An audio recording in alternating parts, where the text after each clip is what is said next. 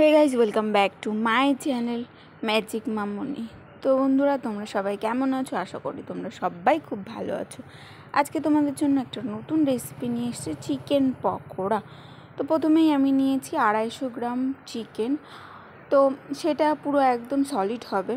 তো তার মধ্যে দিয়ে দিচ্ছি আমি হাফ চামচ জিরে গুঁড়ি, হাফ চামচ ধনে গুঁড়ি, আর দিয়ে দিচ্ছি 1 চামচ লঙ্কার গুঁড়ি। আর তার ভেতরে হাফ লেবু কেটে লেবুর রসটা দিয়ে দেবো। পরিমাণ মতো একটু লবণ দিয়ে দিতে হবে, মানে যে যেরকম খায়। আমি হাফ চামচের একটু বেশি লবণ দিয়ে দিলাম। আর হাফ চামচ আদা দিয়ে দিলাম, হাফ চামচ রসুন দিয়ে দিলাম, আর একটা পেঁয়াজ, গোটা পেঁয়াজ কেটে কুচি কুচি করে সেটার ভেতরে দিয়ে দিলাম। তো তারপরেই ওর ভেতরে ডিম ভেঙে দেব। তো দেখো, ডিমটা আমি ভেঙে দিলাম।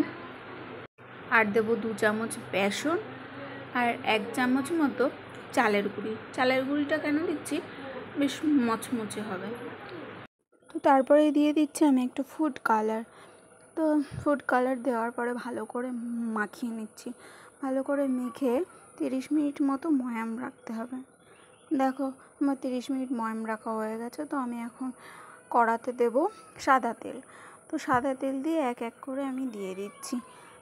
তো তখন দেওয়ার পরে ভালো করে নাড়াতে হবে, যাতে এক একটা গায়ে না লেগেছে। তো দেখো, প্রায় আমার তৈরি হয়ে গেছে।